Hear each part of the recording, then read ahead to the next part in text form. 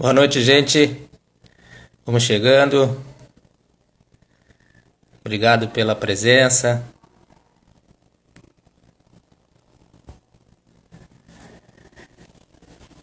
Hoje a live é com o Márcio Chagas, nosso convidado de hoje, especialmente atendendo um pedido nosso, cara. Que legal. Vamos aguardar ele chegar aqui. Estão me ouvindo bem? Tá tudo certo? Conseguem me ver, me ouvir bem?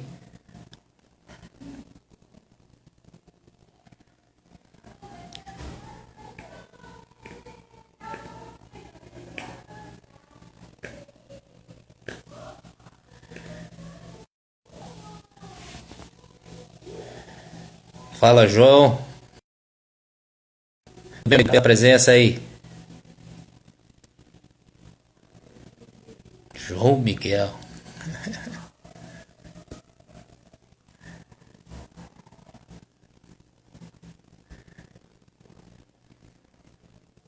Show de bola. Oi, Rafa. Oi, Fernando. Boa noite. Obrigado pela presença.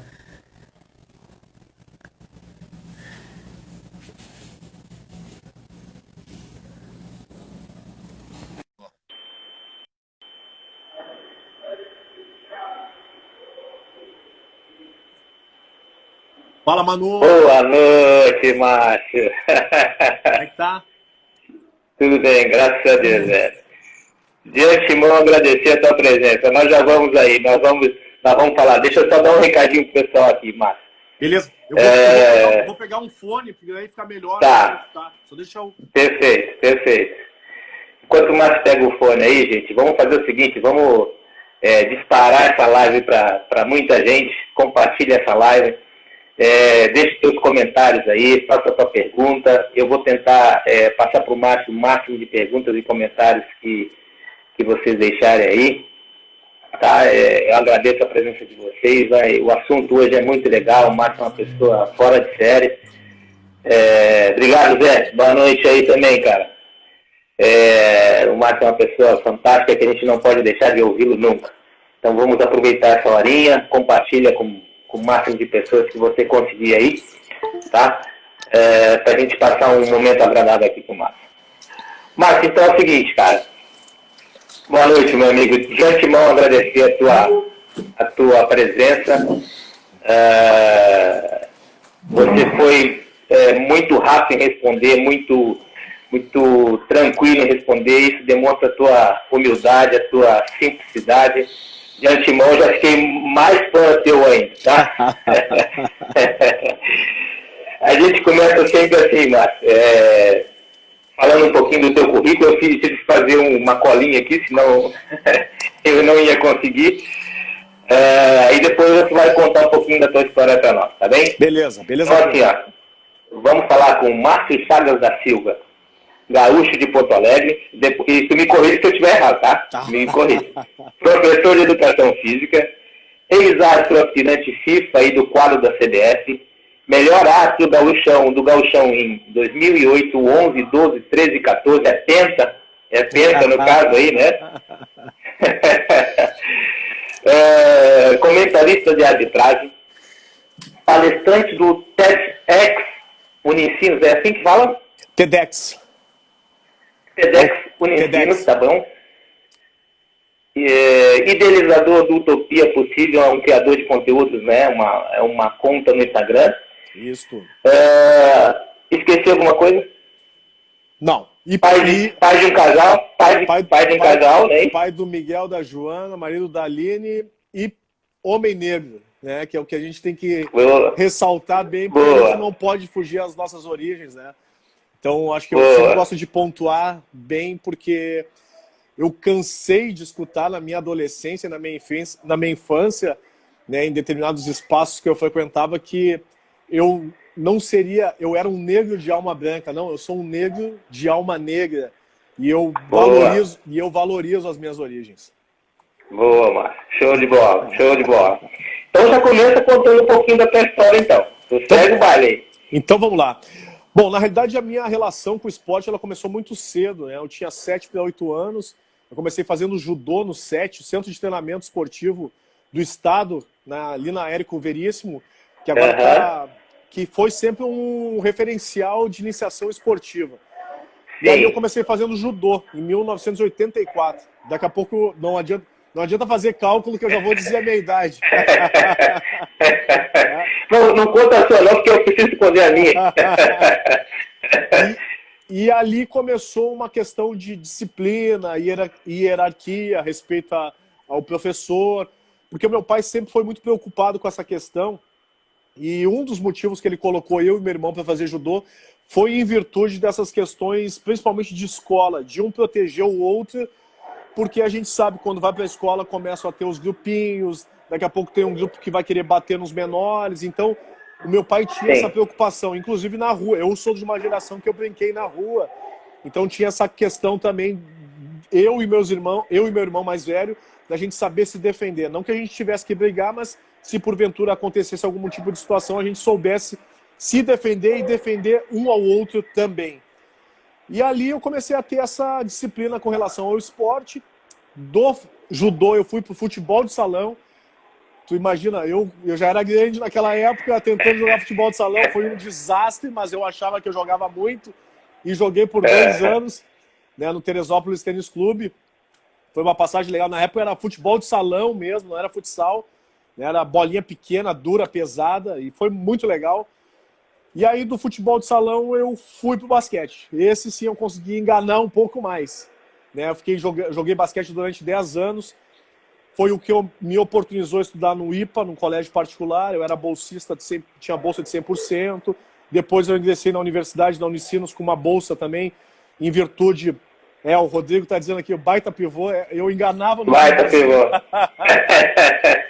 E aí, foi o que conseguiu, assim, eu acho que me dar o rumo para eu me tornar um professor de educação física, para eu poder seguir a minha linha, sempre nessa linha do esporte, que é onde eu gosto, sempre gostei, né? E caí no meio do futebol em virtude dessa paixão. Eu acho que todo menino, né, brasileiro, a sua primeira paixão, né, é a bola e é o futebol, depois que vem as meninas, né? Mas o primeiro contato não tem como negar, é a questão do futebol. Nós vivemos num país do futebol. E aí eu comecei a apitar eu fiz o curso de arbitragem em 1999 e de 99... em 99. Em 2004 eu comecei a apitar o Gauchão na primeira divisão. Em 2005 eu entrei para o quadro da CBF. Em 2006 estreiei na Série B do Campeonato Brasileiro, Avaí Esporte. E aí comecei a galgar todo ano e ia melhorando as minhas escalas, até que em 2009 eu estreiei na Série A do Campeonato Brasileiro, apitando Vitória e Corinthians. Tive a honra de apitar o Ronaldo Nazário. Podem dizer que ele estava em fim de carreira, mas para mim ele era o Ronaldo Nazário e fim de papo. Então, tipo assim, foi uma emoção trabalhar dentro do campo de jogo, porque o estádio do Barradão, que tu conhece, estava lotado, todo mundo para ver o Corinthians. E aquilo para mim foi gratificante, porque foi meu primeiro jogo de Série A. E eu fui bem no jogo, assim, não tive problema algum. O Mano Menezes era o treinador do Corinthians, ajudou bastante, ele sabia que era a minha estreia, então ele fez questão de deixar os jogadores tranquilos para me respeitar, que isso é um papel muito importante do treinador também, porque muitas vezes tentam o tempo inteiro colocar o árbitro em situações difíceis, né, de provação, e ele não, foi super bacana. Sou muito grato ao Mano por essa experiência e por essa oportunidade de me deixar tranquilo para conduzir a partida. E aí, em 2010, com a aposentadoria do Simon, que já estava sendo encaminhada depois da Copa do Mundo, e o Gaciba também, que já vinha ele já vinha num desgaste físico, de reprovações de teste, eu comecei a ser a quarta opção, né? Tinha o Simon, o Gaciba, o Voaden, e aí eu comecei a ser a quarta opção. E aí o Simon começou a largar a carreira depois da Copa, o Gaciba também teve uma reprovação no teste físico, abandonou, e aí eu me firmei no cenário nacional e toquei adiante. Foi o que me fortaleceu para engatilhar assim, né, essa sequência aí de melhor árbitro em 2011, 12, 13, 14 e resgatar aquele de 2008, que para mim são grandes vitórias dentro do futebol. Não, às vezes algumas pessoas tentam me desmerecer, e isso muito em rede social, né? tu não foi nada, que não sei o quê, tu só te promoveu por causa do caso das balanças, nós vamos entrar mais adiante, como se toda a minha história se resumisse a um caso, né? Que é, infelizmente, algo que o ser humano ele não consegue valorizar a história do outro, não consegue parabenizar a história do outro e tenta sempre, de alguma forma, depreciar, mas eu me sinto um vencedor dentro dessa modalidade, que é uma modalidade muito difícil, competitiva. Tu foi jogador, eu sei da tua história, né? E tu sabe o quanto é difícil não só chegar, mas se manter. A manutenção dentro desse sistema, ela é um processo muito difícil, ano a ano, porque são novas safras, novos jogadores que vêm vindo, e a gente ainda pegou uma geração boa que respeitava essa questão da hierarquia. Mas hoje em dia, com essa gama de informações, tudo muito rápido, a gurizada vem patrolando um por cima do outro, não se respeita a história, não se respeita nada. Se eu puder ter a oportunidade de passar a rasteira e te derrubar, põe a rasteira e não tá nem aí, não leva em consideração absolutamente nada. E a satisfação também de te encontrar. Eu ganhei de ti uma partida jogando futebol amador no time do Panelão. Isso faz uns 15, 16 anos atrás. Provavelmente tinha cabelo ainda. Não, eu ainda tinha também. E foi lá no Campo do América, lá em Canoas. Acabaram perdendo. Foi um jogão de bola. E lá que eu ouvi falar do Manu. Aí os caras, Manu, jogou no São Paulo, Manu. E eu, pô, quem é? É o canhotinho, aquele ali, não dá espaço que ele vai deitar e vai lá. Aí foi legal pra caramba. Marcos, olha só, o Everton lá de Nova York acompanhando, disse que é teu fã. O Marco Aurélio mandou um abraço, o Eric mandou um abraço, o Felipe Guedes mandou um abraço, então, legal. Felipe é um craque de bola, né? Eu sempre mexo com ele, que ele é o lento que chega. Os caras não dão nada pra ele, é magricelão, assim, tem uma passada lenta, e quando tu vê o cara passa e vai embora. Foi meu jogador no Juvenil Júnior, no São José, né? São José e depois no Porto Alegre. Marcos, deixa eu mandar mais um recado. Vamos compartilhar essa live aí, cara, porque vai ser muito show, o Marcos é uma pessoa muito agradável, é um maior prazer conversar contigo. Então eu vou te contar uma coisa. O Ed falando que foi expulso. Eu te xinguei bastante. Não, olha só. Quando você inicia a sua carreira, 99, eu inicio em 2000, eu inicio a minha carreira como treinador. E aí eu vou dar um testemunho sobre a sua pessoa. Você apitou muitos jogos, eu no São José, juvenil, júnior e tal. Você era árbitro, fazendo a transição já profissional, porque em 2004 você chega no profissional. E a tua forma de apitar sempre foi, lógico, autoritária, como deve ser. O árbitro, quando tem que ser autoritário, tem que falar e ser tranquilo. Mas o que chamava muito a minha atenção é que você sempre educava os meninos, ensinava os meninos. E isso desarma o cara que está aqui fora, está tentando agitar o negócio, desarma completamente qualquer tipo de reclamação mais ríspida com o árbitro. Porque se a pessoa tiver essa inteligência, ele vai entender que, o cara, ele está ali, ele está tentando ajudar também, ele está fazendo o trabalho dele, então, desde daquele tempo, como árbitro, você tinha o meu respeito por essa forma de ser, tá? E me parece, Márcio, sinceramente, que a tua essência ela não mudou. Ela continua sempre a mesma. E eu vou te dizer por que também. Eu vejo teus posts com teu filho, curtindo black music no carro, e ele curtindo muito, essas coisas são muito simples. Então isso é questão do cara que valoriza a origem, né?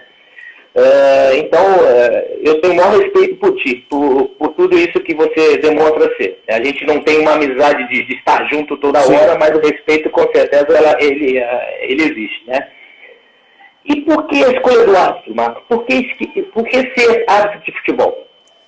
Bom, na realidade, eu sempre gostei do futebol, nunca tive habilidade suficiente para estar ali dentro, né? E isso é uma coisa que eu sempre respeitei, porque quem está na arquibancada acha que é uma barbada estar ali dentro do campo de jogo. E é uma das atividades mais difíceis, porque o espaço cada vez fica mais reduzido. Tu tem que ter uma inteligência e um equilíbrio emocional muito grande, porque é informação que vem do campo de jogo, é informação que vem dos companheiros, é informação que vem de todo lado, numa rapidez, assim, uma velocidade insana, cada vez maior. Então, eu sempre tive esse cuidado e sempre tratei os jogadores com o maior respeito, porque mesmo eu não tendo sido um excelente, um exímio atleta, eu tive a experiência de ser atleta. E eu sentia, eu entendia o desejo da vitória, entendia a questão da competitividade dentro do campo de jogo. E aí, uma das maneiras de estar inserido dentro desse contexto foi através da arbitragem de futebol. Né? Na época, eu era acadêmico de educação física ainda, na Unicinos, vi a possibilidade de fazer o curso e estar dentro dessa modalidade que eu sempre gostei. E aí as coisas foram acontecendo. Quando eu fiz o curso em 99, eu nunca tinha apitado futebol. E naquele mesmo ano eu comecei a apitar, eu tinha 22 para 23 anos, eu comecei a apitar jogos amadores em Três Coroas, que é um campeonato municipal bem forte aqui perto de Porto Alegre. Bem forte. Uhum. E eu comecei a apitar por lá. Eu apitava o segundo quadro. Então eu apitava o segundo quadro e fazia bandeira no primeiro. Meus finais de semana eram isso. Então eu comecei a abrir mão e abdicar de festa, aniversários, muitas coisas já desde cedo. Porque eu via que eu tinha o potencial para seguir naquilo ali. Então, ó, tá aqui o Juca, muito bom árbitro, pena que é gremista. Pô, já começou as adivinhações. Mas aí, dentro do futebol, aí eu comecei a abrir mão desde cedo e eu vi que eu tinha potencial para seguir dentro dessa caminhada. Não foi um processo fácil, foi um processo bem difícil. Meu primeiro ano, que foi 2000, eu trabalhei o ano inteiro como bandeira, né, e não era eu não conseguia me concentrar, não era o que eu queria dentro do futebol, dentro da arbitragem. Mas eu sabia que aquilo ali seria um processo natural para eu me desenvolver e aprender olhando outros árbitros que estavam ali há muito mais tempo. Tinha a questão da hierarquia também que eu tinha que respeitar, porque eram caras que já estavam nessa função há um bom tempo, e foi importante. E aí em 2001 eu fui para o FIPAM, né, como, tipo assim, um coringa. Árbitro raiz mesmo, árbitro raiz. Fui para o FIPAM como um coringa, né, e na realidade eu fui para passar uma semana, que era a segunda semana da competição. Naquela época eram 3 semanas, a primeira semana, aí depois a segunda e na outra já eram as finais. E aí eu fui para passar a segunda semana, mas eu não fui como o árbitro principal para ficar para depois. Eu fui como uma aposta. E ali eu fui super bem. Então o árbitro que era o principal, que ia ser investido, não foi bem. E aí eu comi pelas beiradas e cheguei a ter a semifinal daquela competição. Foi Defensor e Boca Juniors. Na outra semifinal foi Vitória e Grêmio. O Grêmio acabou perdendo a final para o Boca Juniors por 1-0. E foi uma geração muito boa do Grêmio, que era Cássio, o Marcelo Groi, o Carlos Eduardo, o Lucas Leiva. Vários jogadores assim que despontaram depois. E eles acabaram perdendo a final para o time do Boca. E quando eu voltei, eu imaginei, bom, agora eu vou ter um monte de oportunidade, né? Muito pelo contrário. Porque tinham outros caras que estavam bem mais antigos. Mais à frente. E aí o meu primeiro ano foram poucas escalas que eu tive na federação. Eu apitei em 2011, 11 partidas do ano inteiro. Muito pouco. E em 2012 eu apitei menos ainda, apitei 10 partidas. E aí eu tava pensando já em 2002, assim, meio que abandonar. E aí eu fui no FPAN de novo, em 2003. E aí eu fui super bem de novo. E aí chegou um ofício na mesa do seu Barreto, que era o diretor de arbitragem da época. E aí eu me lembro que eu cheguei um dia na sala dele, lá no centro. E aí ele, meu filho, entra aqui. Aí eu, fala, seu Barreto. Aí ele pegou o papel assim, não adianta vir ofício pra mim, quem decide sou eu. Não adianta, isso aqui só vai te atrasar mais ainda. Eu sei a hora que tu vai apitar. E eu disse, seu Barreto, eu não pedi nada. Pode ir embora, não tem escala, não tem escala. E era um jeito, né? Mas o seu Barreto, ele tinha um olho clínico muito bom, porque ele foi árbitro de futebol. E ele sabia o momento certo, qual o tipo de competição.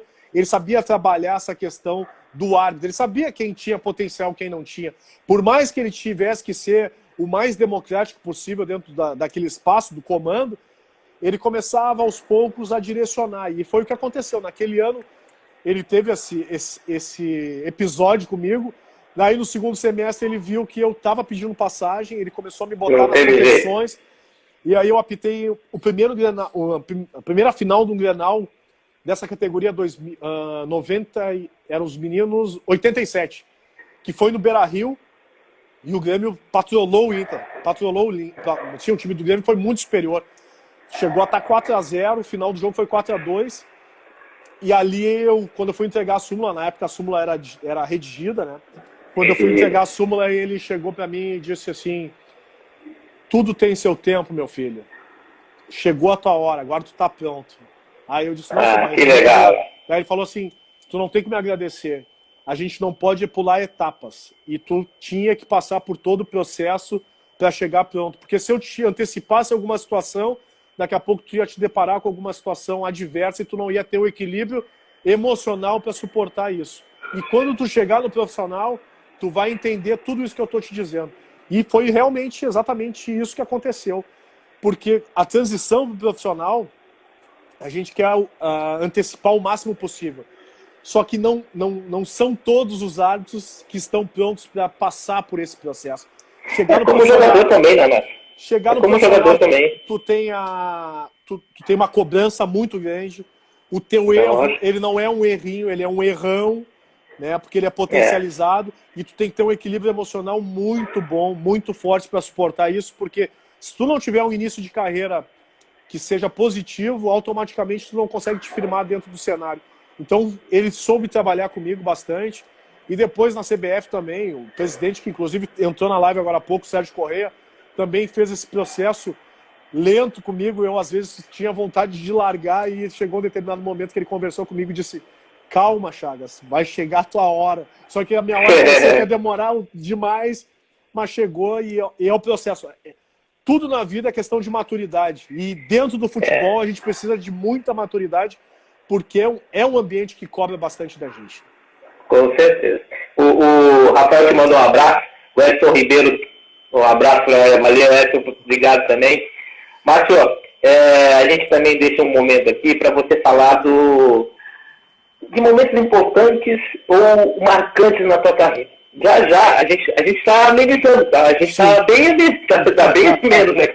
Daqui a pouco a gente vai soltar a bomba aí.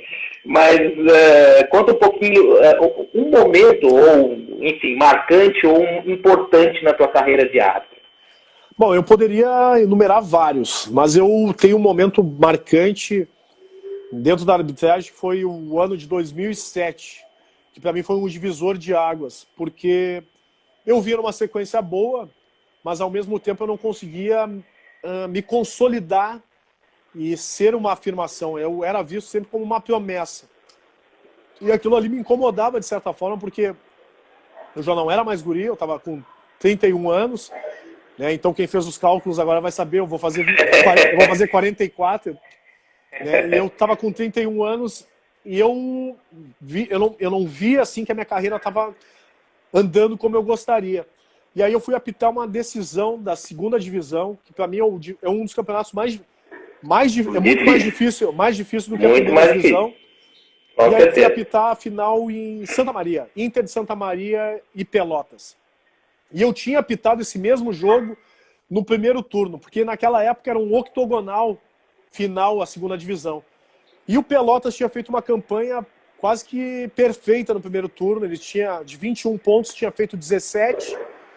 E o segundo turno era praticamente só nas 2, 3 rodadas confirmar o acesso. Só que fizeram um planejamento errado. Inclusive o César Sampaio estava como diretor naquela época por lá. Eu acho que eles fizeram algum planejamento errado e o segundo turno viraram, começaram a perder para todo mundo. E aí na penúltima rodada eles tiveram a chance de subir em casa contra o Santo Ângelo. Estavam ganhando 2-0 e o Santo Ângelo empatou 2-2. E eu estava em Rio Grande apitando Rio Grande contra o Sapucaense empatou. E aí na última rodada o Sapucaense jogava pela vitória em casa contra o Ipiranga de Sarandi, se eu não me engano. que já estava desclassificado, e o Inter Santa Maria, que eu tinha apitado no primeiro turno esse mesmo jogo e o Pelotas tinha ganho em casa, jogava em casa contra o Pelotas. E ali o Pelotas tinha que empatar para subir e o Inter Santa Maria ganhando subia. Subia. Então tu imagina o clima na cidade. Quando nós chegamos em Santa Maria no sábado à tarde, a fila ia lá no cemitério, assim, para quem tem uma noção, assim, era uma fila de uns 4 quarteirões. Ficou muita gente na rua. E lotou o estádio rapidinho. Começou o jogo, 12 minutos de jogo, já tinha distribuído 5 cartões amarelos para te ver o nível da tensão do jogo. E os caras se dando e chegando e dedo na cara, e aquelas entradas de jogo de terrão, sabe? De chuta, deixa a trava da chuteira, já põe a mão na cara, discussão. E MMA. Quase isso. E aí, quando eu apliquei o 5º cartão amarelo, eu botei o cartão amarelo no bolso de trás, peguei o cartão vermelho do bolso de trás e botei na frente e disse para eles o seguinte: acabou a esculhambação, agora quem vai esculhambar sou eu. Eu vim aqui na boa para apitar, vocês não querem jogar, eu vou esculhambar. Não tem mais amarelo, agora é só vermelho. E aí, os caras, não, Márcio, tal, não, Márcio, e aí soltei o verbo. Aí eles baixaram um pouco a bola, deram uma segurada. Óbvio que eu não ia estragar o jogo, mas era a forma que eu tinha de tentar conduzir o jogo e trazer para mim. E aí o Inter Santa Maria fez 1-0 com o Cirilo. No segundo tempo o Ale Menezes fez 2-0. Quando eu imaginei que o Inter Santa Maria iria dar tranquilidade pro jogo, o Pelotas foi lá e fez 2-1. E aí o jogo encrespou. E o jogo começou a ficar tenso. Tive que botar 2 pra rua. E aí entra a história marcante. Eu dei 5 minutos de acréscimo. E aí os caras começaram, não, tu tá louco e não sei o quê, 5 minutos. Aí aos 49, teve uma solada no meio do campo e eu levantei o braço para indicar tiro livre indireto. Quando eu levantei o braço, a torcida do Inter Santa Maria achou que eu tivesse acabado a partida e invadiu o campo. Invadiu.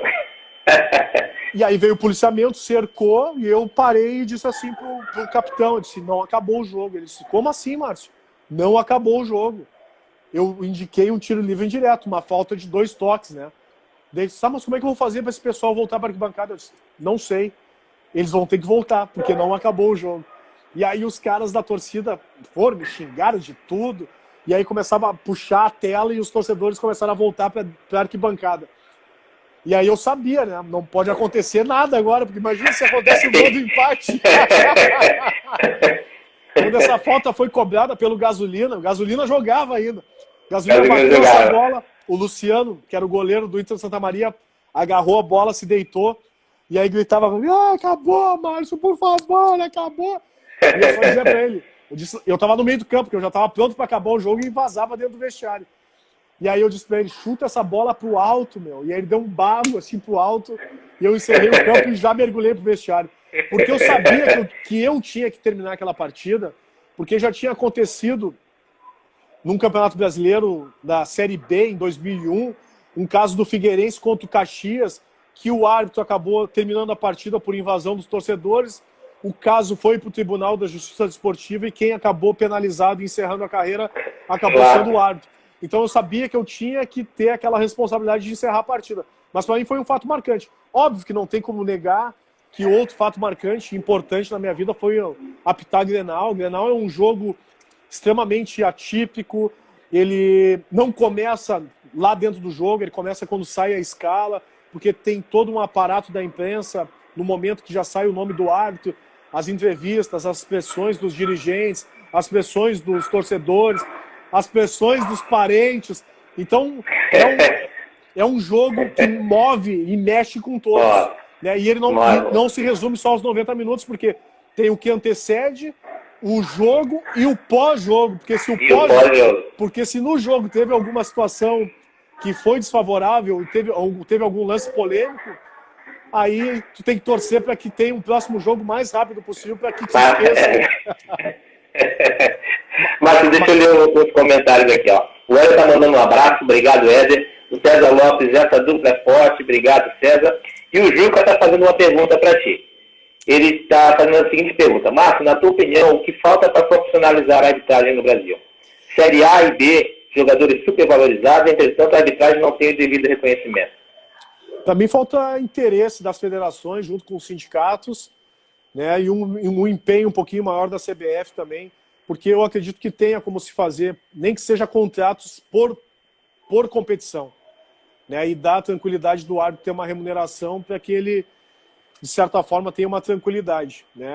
A gente viu agora que com esse episódio que a gente está enfrentando da Covid, a CBF acabou, né, antecipando algumas taxas de arbitragem, que no primeiro momento seria retornado, né, mas agora mudou a opinião, a taxa vai ser dada como uma questão de apoio para a manutenção dos árbitros poderem se manter até que as competições iniciem. Então deveria ser um processo, é que óbvio, eu não sou advogado, tem questões jurídicas aí que envolvem, mas eu acredito que já poderia ter avançado e bastante nessa seara aí de profissionalizar os árbitros, porque daria uma tranquilidade muito maior, não se ficaria na dependência de um sorteio. Acho muito injusto, né, um árbitro de qualidade daqui a pouco ficar contando com a sorte, né, porque tem um processo do sorteio, que é uma lei, né, e trabalhar a carreira de alguém em cima de sorteio é um serviço total. É como se chegasse no vestiário e tu fosse sortear os teus jogadores. Hoje nós vamos... Põe teus 30 jogadores dentro do vestiário e vamos sortear quem é que vai poder jogar, porque agora tem uma lei que preza por isso. Então, isso é um serviço total que deveria cair, essa questão do sorteio na arbitragem brasileira. O Bruno Souza está pedindo um salve. Salve, Bruno. Obrigado pela presença aí, mano. O Rafael Pérez está te mandando um abraço. Grande abraço, PR. Então olha o seguinte, ó. Agora... Tá o Cash aí também. Conhece o Cash? Sabe quem é, né? O rei da resenha. Rei da resenha. Abraço pra ele, queridão. Olha só, então agora acabou a conversinha frouxa, tranquila, vamos pro pau então. Então, gente, vamos fazer o seguinte, ó. Compartilha agora a live aí, compartilha com um monte de gente aí, que a gente vai falar de um assunto bem sério, bem atual, bem importante para todo mundo. Então, eu já vou fazer uma seguinte pergunta, Márcio. Por ser um homem negro, tá? O Vitor, fala, meu garoto, um abraço para ti. Por ser um homem negro, a pressão de ser árbitro era maior? Muito maior. Muito maior, porque a cobrança, pelo fato de estar representando uma entidade, né, eu não tinha a possibilidade de... Quer dizer, eu iria errar, como todos os árbitros erravam, mas o meu erro potencializava muito mais que os demais. Porque se tem dentro do ambiente do futebol ainda um receio, uma restrição muito grande com relação à ocupação de negros em cargos de poder. E a arbitragem ele é um cargo de poder, porque durante 90 minutos tu define e toma as maiores decisões, inclusive de um clube, né? Então, se colocar um negro naquela função ali, gerava um certo desconforto para os comandantes, sim, e tinha uma cobrança muito grande com relação a quando eu ia apitar alguma partida. Mas como eu tive um apoio, um suporte familiar sempre muito forte, eu conseguia conduzir isso de uma maneira que fosse positiva.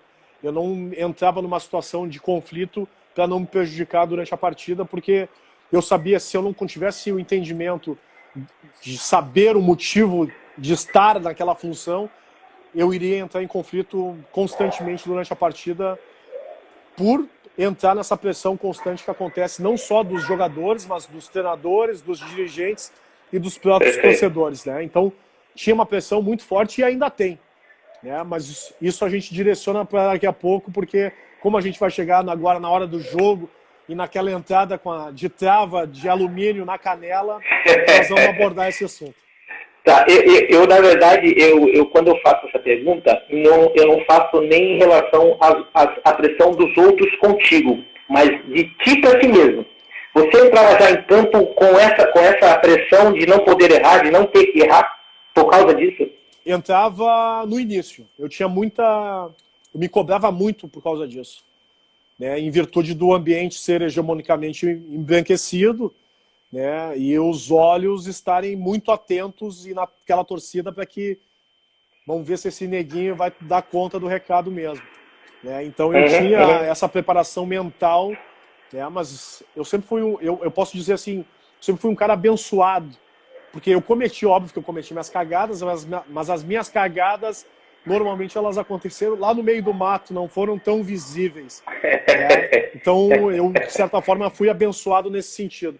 Mas eu me cobrava muito no início e depois eu comecei a lidar com uma forma natural, porque se eu continuasse daquela forma, eu não iria ser natural e não seria eu, né? Eu teria que modificar toda a minha conduta e aquilo ali seria uma sabotagem. Então, tipo assim, seja o que Deus quiser, eu vou fazer o que eu tenho que fazer, né? Se porventura acontecer algum erro, eu vou ter que ter a maturidade de entender que aquilo ali faz parte do processo, inclusive de me fortalecer para que eu não aconteça futuramente.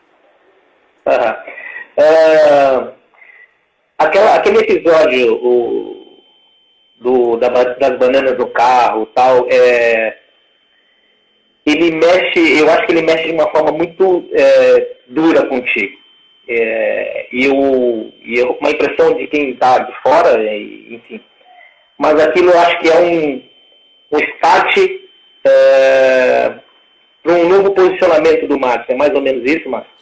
Com certeza. Na realidade, aquilo ali foi o terceiro caso assim que eu passei dentro do futebol gaúcho, né? O primeiro tinha acontecido em 2005, em Caxias do Sul, numa partida da Copa Federação, com um treinador de uma equipe do Encantado, Danilo Miori, irmão do Casimiro, que também estava perdendo o jogo por 3-0, e aí eu dei um tiro de meta, ele queria um escanteio, já estava no final da partida, e aí ele se sentiu no direito de me chamar de negro coitado ladrão. E aí eu fiquei assim meio na dúvida se ele tinha falado aquilo mesmo. Eu fui até a direção dele, ele começou a se encolher e se esconder dentro da casa-mata, eu chamei o policiamento tirou ele da casa-mata, e ele continuou falando em meio aos policiais tudo que tu possa imaginar, macaco, morto de fome, favelado, né, volta para a África, lixo e tal. Relatei tudo em súmula, e o Tribunal da Federação Gaúcha de Futebol simplesmente deu uma punição de 15 dias, sendo que a equipe dele já estava desclassificada. Então, foi só uma justificativa para dizer que tinha punido. Só que aquele caso veio à tona em 2005 porque um jornalista da Zero Hora estava fazendo uma reportagem sobre os casos de racismo no futebol gaúcho. E aí veio à tona um caso no Alfredo Jaconi com um Tinga, que quando ele tocava na bola, a torcida do Juventude fazia o som de macaco o tempo inteiro. E o Alício Pena Júnior paralisou a partida, relatou em súmula, e o Juventude acabou perdendo 10 mandos de campo. Só que daí reverteu e cumpriu 5 jogando no Centenário com portões fechados. E aí o assunto, esse foi o primeiro caso, em 2005. Depois, em 2006, com o goleiro do Cruzeiro, da mesma maneira, estava tomando 4-0 no primeiro tempo, passou por mim no meio do campo, disse, macaco, ladrão, morto de fome. Só que ele deu azar que a polícia estava vindo, a polícia escutou, deu voz de prisão para ele, ele ficou preso o segundo tempo inteiro dentro do vestiário. No final da partida a gente foi para o Palácio da Polícia. Novamente eu fiz o encaminhamento na súmula, o jogador pegou 5 jogos de punição e morreu ali na casca. E aí de 2006 para 2014, em determinados estádios do nosso interior, principalmente na Serra Gaúcha, eu já não aquecia no gramado para evitar os xingamentos. Era uma questão de preservação para eu ter a tranquilidade e a minha saúde mental em dia para eu poder conduzir a partida. E aí no dia 5 de março de 2014 aconteceu, eu entrei no vestiário, os meus colegas brancos foram aquecer no gramado, eu fiquei no vestiário, fiz o meu aquecimento sozinho. Quando eu saí, eu escutei tudo isso que eu te falei antes e mais um pouco. Só que uma frase era o que me irritava muito, que era: matar negro não é crime, é adubar a terra. Isso me deixava com muita raiva. E eu escutei isso aí por 4 momentos. Quando eu saí do vestiário para começar a partida, quando eu voltei para o intervalo do primeiro para o segundo tempo, no retorno para o segundo tempo e no final do jogo. Só que no final do jogo, eu ainda parei numa distância assim, de uns 5, 10 metros dos torcedores, questionei um senhor, e aí ele me mandou para tudo que é lado, e os policiais estavam comigo o tempo inteiro nos 4 episódios, e não fizeram absolutamente nada. Então, aquele tipo de atitude, ele era tão comum e naturalizado naquela comunidade que para o próprio policiamento aquilo ali não gerou desconforto. Aquilo ali ele teria que ter dado voz de prisão, teria que ter autuado os torcedores e não aconteceu. E aí o pior estava por vir, né? Quando depois do banho eu fui pegar meu carro, encontrei meu carro com as portas amassadas a pontapés, e aí eu chamei um colega, tinham algumas cascas de banana sobre o capô do carro, e quando eu dei a partida para colocar num local mais claro, para fazer as fotos, meu carro engasgou por 3 vezes, na 4ª vez caíram 2 bananas do cano de escapamento. Então, para mim, foi assim, o estopim, né? Porque os caras simplesmente não tiveram nenhuma compaixão, não tiveram nenhum respeito, simplesmente externaram todo o racismo que eles normalmente fazem, né? E externam com as pessoas negras que convivem naquela comunidade. E aí o Adriano Chuva me pegou pelo braço, me afastou daquele ambiente, me falou que eles estavam acostumados a lidar com aquele tipo de situação, inclusive não gostavam de jogar no estádio em virtude desses xingamentos. E aí eu falei para o Adriano o seguinte: meu irmão, hoje eles deram tiro no cara errado, porque amanhã vai para a mídia, e eu não vou ficar quieto. E aí quando eu cheguei em Porto Alegre, eu fiquei zanzando em casa, das 2h30 até as 5h30 da manhã, porque eu ia no quarto, a minha esposa estava dormindo, voltava para a sala, ia no quarto, ver o meu filho, que tinha 10 meses na época, hoje o Miguel tem 7, que é esse menino que aparece nos vídeos comigo, e aí eu ficava pensando assim, se eu não fizer nada, aí eu vou me penalizar o resto da minha vida, e o meu filho vai me questionar, porque ele vai saber o que aconteceu. E aí vai me perguntar o porquê que eu não fiz nada. E aí eu encaminhei um e-mail para algumas pessoas da imprensa, 10h30, 11h começaram a me ligar, pedi para o meu colega que tirou as fotos, encaminhar as fotos. Eu não tirei foto nenhuma do meu telefone, porque o meu falecido pai sempre me disse que em situações dessas, se tivessem pessoas brancas junto, pedir para as pessoas registrar, porque se fosse um depoimento somente meu, diriam que seria uma mentira. E foi o que aconteceu, porque depois reproduziram, dizendo que eu estava querendo me promover, que eu estava querendo me beneficiar, como se eu fosse um debilóide de sair da minha casa. Hoje eu vou me promover, vou amassar meu carro, vou botar banana, vou acabar com a minha carreira, porque eu acho que vai ser o máximo para mim. E aí publiquei, e a tristeza veio depois, no posicionamento do presidente da federação, né, na época o Francisco Noveleto, quando disse que eu estava expondo o clube, a federação e a competição. E aí eu perguntei, e eu como é que fico nessa situação? E ele disse, vocês estão acostumados com isso, eu pago o teu carro. Tu não deveria ter feito uma tempestade num copo d'água. E aí eu disse para ele, eu acho que tu não entendeu o crime que aconteceu.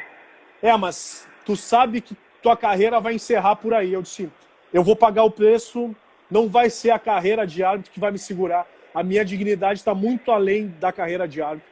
E ali eu acabei apitando até a final do Campeonato Gaúcho daquele ano, que eu me consagrei mais uma vez o melhor árbitro do Campeonato Gaúcho e resolvi sair porque eu quis, ninguém me tirou. Mas a represália que iria acontecer comigo aconteceu com os poucos negros que continuam como árbitros na Federação Gaúcha de Futebol, que nunca mais apitaram o Campeonato Gaúcho da primeira divisão e nem compõem o quadro de árbitros da CBF. Né? Então a represália aconteceu com os demais. Quando a instituição, a entidade deveria ter medidas e fazer campanhas educativas, pedagógicas e punitivas com os clubes, acabou não fazendo. E para encerrar o assunto dessa parte, para te ter uma noção, mano, como a questão racial ela é tão forte no nosso futebol gaúcho, o Marcelo do Observatório da Desigualdade Racial faz um trabalho excelente. E desde 2014 ele cataloga todos os casos. O ano passado fechou 63 casos denunciados. 20 casos foram no Rio Grande do Sul, o que demonstra o quanto o nosso estado está atrasado na questão da discriminação racial. É um estado que tem que evoluir e muito. Muito, muito.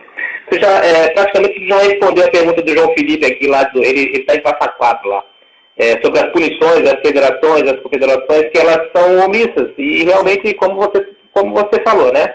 Elas são realmente. Obrigado, Gomes. Obrigado. Está mandando um abraço aqui. Grande Márcio, grande Manu. Obrigado. Olha só. Aí vem a comentarista de arbitragem. E aí a tua voz pega Pega poder, né? Ela fica amplificada aí, né, Márcio? Ela amplifica de uma forma muito grande. E eu acho que tu soube usar muito bem isso aí. E aí, isso realmente... Deixa eu voltar um pouquinho nesse relato que tu teve, porque assim, outro dia eu estava fazendo uma live aqui e o Bernardão, Volantão, ele falou uma coisa. Ele fala uma coisa... Não, quem jogou no Inter foi o Elson. O Bernardo jogou no São Paulo. Não, ele jogou também. Também jogou. Não, mas ele jogou. Mas é que eles tinham um estilo passado, bem parecido. Isso. Ele me fala uma coisa que ficou muito na minha cabeça. E como você está me comentando aqui, os teus amigos, os teus companheiros iam aquecer dentro de campo e você ficava lá e tal, ele falou assim, cara, eu posto as minhas coisas, meus amigos brancos, eles vão e curtem, mas ninguém compartilha nada e ninguém defende a minha causa lá, ninguém faz nada. Você sentia isso também na arbitragem? Seus colegas brancos não compravam essa briga?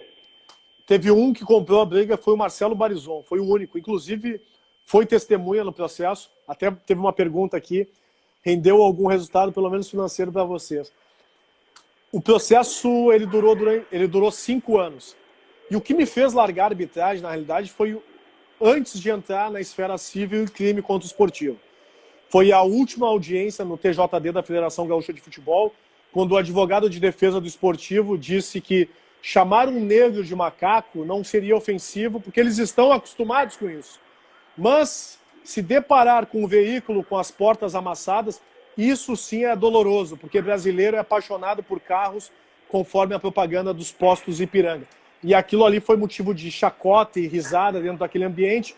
Eu me levantei, porque eu ia socar ele, e o meu amigo, um advogado, estava junto comigo, me segurou e me tirou da sala.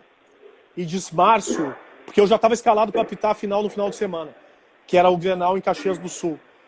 E aí ele disse, eu fiquei muito irritado, e ele disse, cara, vamos embora, e tu não tem por que passar por isso. Cara, isso é a prova viva de que isso não vai mudar, que esse ambiente é um ambiente racista, um ambiente escroto, que as pessoas que estão aqui dentro, eles não estão nem aí para esse tipo de situação, eles vão tratar isso aí sempre com desprezo. Tu não tem por que ficar aqui dentro. E aí eu fui embora, e foi quando eu virei a chave. Disse, cara, imagina eu continuar representando aquela entidade, circulando no meio daquelas pessoas, com raiva, ia chegar um determinado momento que eu ia cruzar num corredor e ia agredir algum deles e ia perder a razão. Então eu resolvi sair. Quando eu fui me tornar comentarista de arbitragem, eu imaginei que as coisas iriam apaziguar um pouco mais. Muito pelo contrário, porque pelo fato de ter um único negro dentro de um veículo de comunicação na RBS TV... Deram poder pro negão. É isso aí. Então isso aí gerava mais desconforto ainda. Porque todo o meu histórico de melhor árbitro de 2008, 11, 12, 13, 14 foi por terra abaixo, porque as pessoas só associavam a minha ida para a TV com o fato da denúncia do caso de Bento Gonçalves, como se aquilo ali fosse um fator preponderante, desmerecendo o fato de eu ter sido melhor árbitro por 5 vezes, árbitro aspirante à FIFA, ser professor de educação física, todas as qualidades que eu tinha para ocupar aquela função. Né? Mas o racista ele não consegue entender isso. Né? Para ele, o negro ele tem que estar sempre numa justificativa o tempo inteiro, demonstrando que ele tem capacidade intelectual de ocupar os espaços. E aí eu digo uma situação que esses tempos eu entrei num debate com um amigo meu, que é essa busca incessante de conhecimento, graduação, especialização, mestrado, doutorado, que nós negros temos com nós mesmos. É como se fosse uma carta de alforria que a gente tivesse que carimbar e legitimar o tempo inteiro para conviver dentro desse meio. Porque se a gente não tiver essas credenciais, essas qualificações, a gente é simplesmente hostilizado, preterido. Então a gente tem que estar o tempo inteiro. Especialização, mestrado, doutorado, a licença C da CBF, a licença B da CBF, a licença A da CBF. E isso tudo tem um custo. E a gente sabe que o povo negro é um povo desfavorecido economicamente. Então são formas que fazem da gente não chegar nesses lugares. Barreiras. São barreiras. A corrida de 100 metros para um branco e de um negro que saem do mesmo ponto, ela não é a mesma. A pista não é a mesma. Para nós vai aparecer cachorro, pedra, morcego, fumaça, fogo. Para o branco, ele vai correr tranquilamente os 100 metros. A gente tem vários obstáculos que irão passar para não deixar a gente chegar, ou se a gente chegar, que o nosso percurso seja muito maior do que o deles. Então, essas questões a gente tem que abordar. E uma das minhas queixas com relação ao futebol é com relação a essa não formação de cidadão. E aí entra não só o menino negro, mas o branco pobre que também está ali dentro. Né? Que a gente deveria formá-los como cidadãos críticos, entendedores, politizados, eu não estou dizendo politicamente, mas politizados, de se colocar quando eles estão enxergando alguma situação errada, de levantar a mão e questionar e não aceitar como vaca de presépio tudo que está sendo imposto, porque esse processo é que faz com que o cidadão comece a ter o entendimento do que está acontecendo, não só no seu umbigo, mas no modo geral. Né? E hoje a gente vê muito poucos jogadores, muito poucos atletas se mobilizando, porque a questão financeira e o capitalismo, ele oprime, ele faz com que as pessoas fiquem com medo de se manifestar, porque se tiver algum tipo de retaliação, vai acabar perdendo o seu privilégio, e a gente sabe que dentro do futebol ninguém quer perder a sua boquinha. Ninguém. Em virtude dessa opressão que acontece. Perfeito, Márcio. A Suzana lá do Rio, ela está perguntando se tu nota alguma mudança no panorama atual. Dos momentos que você levanta realmente a tua bandeira, Márcio, você nota alguma mudança? Eu vejo... De lá para cá? Eu vejo uma abertura de debates, né? Algo que não acontecia antes, né? Mas em termos de mudança estrutural eu não vejo nenhuma. Eu não vejo, e aí eu te digo por que eu não vejo. Eu vejo muito poucos treinadores negros, e aí eu falo os treinadores negros na pirâmide de cima, tá? Na ponta do iceberg. Eu vejo muitos treinadores negros na base, né? Como se na base eu pudesse exercer essa função, mas lá na ponta do iceberg não. Né? Então, hoje a gente tem um treinador negro, que é o Roger Machado, que tem um posicionamento politizado muito forte, e tem que ter esse posicionamento politizado. Né? Não vemos presidente de clubes negros, a não ser na Ponte Preta, e aí a gente tem que ampliar, né? Sair da Série A e ir para a Série B. Não vemos presidentes de federações negros e pouquíssimos representantes negros dentro da própria CBF. Né? Então essa estrutura ela tem que ser quebrada. Né? E para ser quebrada, o branco vai ter que arredar a cadeirinha do privilégio e deixar os negros sentar. Né? E ter essa voz da população que é a que predomina o país. 54% da população é a população negra, mestiça e parda. E essa população não se vê representada nem nas esferas de poder, no judiciário, executivo, legislativo. Então, enquanto houver esse distanciamento e essa falta de oportunidade, a gente não vai conseguir avançar e a gente vai ter sempre esse cenário de dificuldade para o debate, para abordar essas questões. A gente não precisa importar casos como o do George Floyd. Todos os dias acontecem casos iguais ao que acontece nos Estados Unidos. Então a gente tem que olhar primeiro para o nosso umbigo e aí partir para um debate leal, né? Abordando as questões que acontecem no nosso país. Ó, o Ismael dizendo aqui, realmente ninguém quer perder, no comentário da outra situação. O Edson Ribeiro dizendo que é uma baita live, Manu e o Márcio, posicionamento perfeito. O Grauzinho, conhece o Grau, né? O Grau tá mandando amigo querido. Isso aí. Legal, Márcio. Olha só. Você sabe que a gente tem 1 hora só, né? Depois a live cai. Mas tu sabe que eu gosto de um acréscimo, né? Então a gente pode aumentar um pouquinho. Né? Show de bola. Quando a gente cair, a gente retorna depois, porque eu ainda tenho mais 2 ou 3 assuntos que eu queria conversar contigo. E um deles, Márcio, é sobre os seus projetos atuais, né? Bom, eu tenho o Márcio hoje fora a política deixa para o final, que eu quero falar com ele depois, mas os seus projetos atuais, assim, de militância, vamos dizer assim. Bom, estão cada vez mais fortes, né? Quando eu comecei a me manifestar com relação à militância da negritude, e de uma forma mais forte, eu comecei a ter algumas retaliações, principalmente no meu ambiente de trabalho. O ano passado eu fiz uma matéria muito forte com o UOL, onde eu dei uma entrevista relatando tudo que vinha acontecendo, inclusive nas transmissões, que em Caxias do Sul, na minha primeira ida ao Alfredo Jaconi, 2 torcedores tentaram invadir a cabine da transmissão para bater em mim, chamaram de tudo, teve que vir a segurança para intervir, e aí a RBS fez um acordo com o Juventude, que nas primeiras fileiras abaixo da cabine de imprensa ficassem os familiares dos jogadores, para não acontecer novamente esse tipo de situação. Só que ao mesmo tempo não me impossibilitaram as imagens para eu poder processar e denunciar aquilo ali. E aí o ano passado eu fiz a matéria ficou muito impactante, assim, de uma realidade que acontece não só comigo por ser negro, mas com outros profissionais que também trabalham e passam a tarde inteira sendo cuspidos, né, e sendo chamados de tudo nesses ambientes que, além de serem racistas, são machistas, homofóbicos e xenófobos, né? Então tem várias situações que acontecem nesse ambiente, né? A xenofobia também é um assunto que a gente tem que abordar bastante.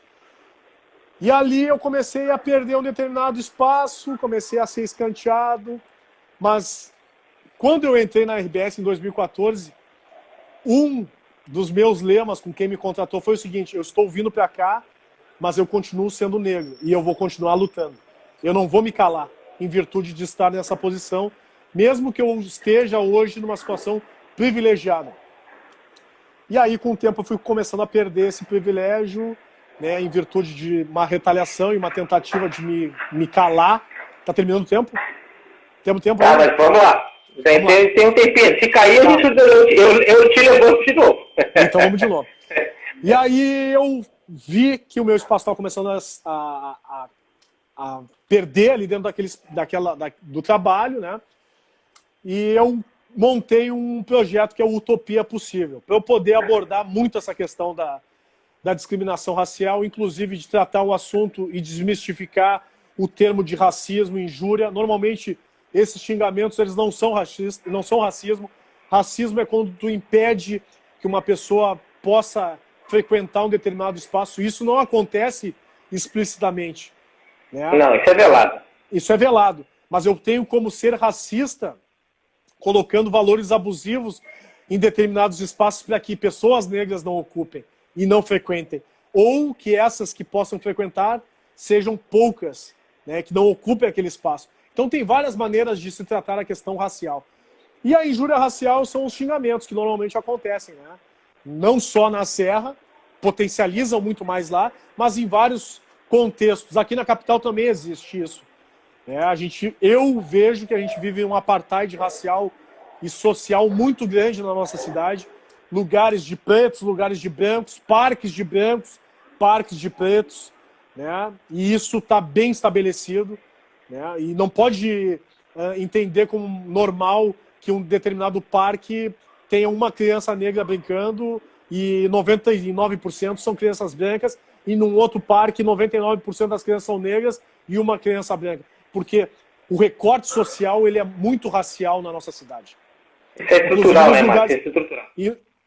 Inclusive nos lugares que nós, negros, ousamos frequentar eventualmente, como algumas churrascarias, alguns eventos que a gente senta e o primeiro olhar, né, do estereótipo de quem nos enxerga é: esse negrão deve ser jogador ou pagodeiro. A gente nunca pode exercer uma outra função a não ser que seja essa no imaginário do racista. O racista não consegue nos enxergar de uma outra ótica. Para ele, está estereotipado. E aí depois, quando a gente vai voltar nessa temática, eu gostaria de abordar e te questionar o porquê que tu acha que meninos de classe média alta e elite não jogam futebol. Que nunca se aborda essa questão. Né? Normalmente as histórias de jogadores de futebol são romantizadas pelo sacrifício que se tem. Vai cair, ó. Vai cair, ó. Nós temos 20 segundos. Então é o seguinte, ó. Vai cair, eu vou ter que salvar essa aqui pra gente não deixar e em seguida. Vai demorar um pouquinho, mas a gente vai voltar. Vamos de novo. Tá bom. Continua, guarda a tua pergunta aí. Beleza? Tá bom. Valeu. Valeu, tá.